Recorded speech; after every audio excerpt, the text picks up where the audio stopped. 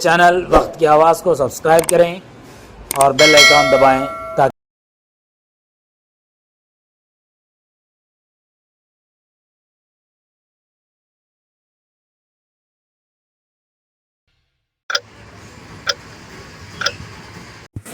ناظرین، وقت کی آواز چینل میں آپ کا استقبال ہے۔ ناظرین، اسلامی مہینوں میں اب رجب المرجب کا مہینہ چل رہا ہے۔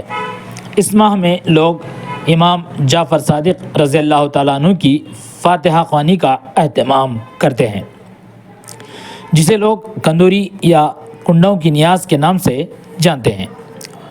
اس نیاز سے متعلق لوگوں میں جو غلط فہمیاں ہیں، ان غلط فہمیوں کو دور کرنے کے لیے مفتی محمد آصف الدین قادری صاحب ادونی نے وقت کی آواز چینل کے ذریعے اپنا بیان جاری کیا ہے۔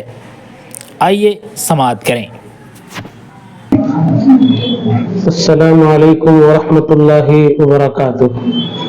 محترم ناظرین و سامعین کرام، وقت کی آواز چینل کے ذریعے ہم یہ بات عوام الناس تک پہنچا رہے ہیں کہ ماہ رجب، اس کی آمد کے ساتھ ہی نبی پاک صلی اللہ علیہ وسلم یہ دعا کثرت سے کیا کرتے تھے، اللہم بارک لنا فی رجب و شعبان وبلغنا رمضان۔ تو مجھے اور آپ کو بھی چاہیے کہ اس دعا کو کثرت سے کرتے رہیں۔ اس کے معنی ہوتے ہیں، الہی ہمارے لیے تو رجب اور شعبان میں برکت عطا فرما اور ہمیں رمضان نصیب فرما۔ اس کے ساتھ ہی ہمارے یہاں کے علاقوں میں ایک نیاز بڑے ہی احترام اور عقیدت کے ساتھ حضرت امام جعفر صادق رضی اللہ عنہ کے نام کی جاتی ہے۔ یقیناً یہ نسبت غلامی ہے، کرنا بھی چاہیے، اور انتہائی عقیدت و محبت سے اس کو بروئے کار لانا چاہیے۔ لیکن اس کے ساتھ ساتھ ایک بات یہ بھی یاد رکھیں، ہم جس مذہب اور جس اسلام کے ماننے والے ہیں، اس کا کوئی حکم طبیعت پر نہ شاق ہے اور نہ ہی ایسا نہیں ہے کہ اس کو ہم کر نہیں سکتے۔ اللہ سبحانہ و تعالیٰ نے قرآن مجید میں ارشاد فرمایا، یرید اللہ بکم اليسر ولا یرید بکم العسر۔ اللہ تم سے آسانی چاہتا ہے، تم سے مشکلات نہیں چاہتا۔ یقیناً یہ نیاز اور اس کے برکات کا کسی کو انکار نہیں ہے، لیکن ہم نے اس نیاز میں بہت سی من گھڑت چیزوں کو شامل کر لیا ہے۔ اگر اس کو عقیدے کی بنیاد سے ہٹا دیا جائے کہ صرف احترام ہی مقصود ہو، تو ہم بہت اس نسبت کے ذریعے برکات حاصل کر سکتے ہیں۔ مثلا 2-3 باتیں آپ کے گوش گزار کروں۔ سب سے پہلی بات تو یہ ہے کہ ہمارا عقیدہ ہے یا ایک احترام ہے، آپ جو بھی کہہ لیں، کہ ایسا کہ جس سے شرع اسلام کے کسی حکم میں ٹکراؤ نہ ہو۔ مثلا یہ ہے کہ گوشت کھا کر آپ اس نیاز میں شریک نہیں ہو سکتے۔ یہ ایسی بات ہے کہ گوشت کھائے ہیں جبکہ کوئی ناجائز یا حرام چیز کا ارتکاب نہیں کیا ہے، اور اس سے اسلام میں کسی حکم میں رکاوٹ نہیں ہے۔ آپ گوشت کھا کر مسجد آ سکتے ہیں، کعبۃ اللہ شریف میں داخل ہو سکتے ہیں، مسجد نبوی شریف میں داخل ہو سکتے ہیں۔ اب آپ بتائیے، کعبۃ اللہ سے بڑھ کر کون سا افضل و اعلیٰ مقام ہے؟ مسجد نبوی سے بڑھ کر کون سا اعلیٰ و افضل مقام ہے؟ اور ہمارے علاقے کی مساجد میں ہم داخل ہو سکتے ہیں، نمازیں پڑھ سکتے ہیں، اور نیک کام جس کو کہتے ہیں روزہ رکھ سکتے ہیں سحری میں گوشت کھا کر۔ تو آپ بتائیے کہ یہ ہماری وضع ہے، یہ ہم نے اپنا بنایا ہوا قاعدہ ہے جو کہ اسلامی احکام سے ٹکراتا ہے۔ اس کو اگر ہم نظر انداز کر دیں اور اس طرح کی پابندی کو ختم کر لیں تو یقیناً اس نیاز کے اور بہت سے برکات حاصل ہوتے ہیں۔ دوسری بات یہ ہے، دیکھا یہ گیا ہے، عورتوں کی ناپاکی کا جو مسئلہ ہے وہ اپنا اختیاری نہیں ہے، بلکہ من جانب اللہ ہے، اللہ کی طرف سے ہے۔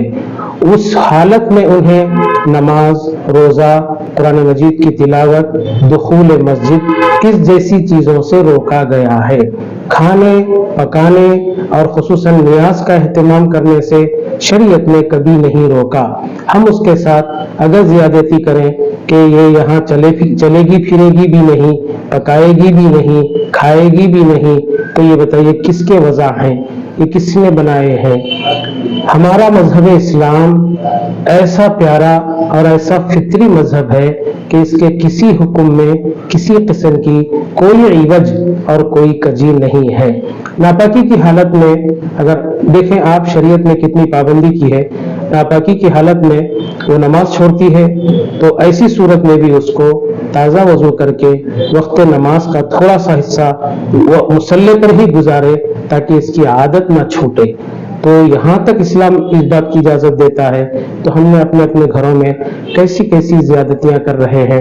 آئیے یہ جانیں اور دیکھیں کہ اسلام میں اس طرح کا کوئی حکم ہمیں ملتا ہے، اگر ملتا ہے تو آپ بصد شوق کر سکتے ہیں، نہیں ہے تو خدا را ان چیزوں کو اسلامی تعلیمات کی روشنی میں سمجھیں اور خود بھی عمل کریں، دوسروں کو بھی عمل کرنے کی ترغیب دلائیں۔ وآخر دعوانا اللہ اکبر کبیرہ۔ دیکھیے موت و حیات اللہ سبحانہ و تعالیٰ کے ہاتھ ہے۔ ہمارے پاس ایک عقیدہ یہاں پر ایسا بھی بنتا آ رہا ہے جو کہ کسی طرح یہ مناسب اور موضوع نہیں ہے۔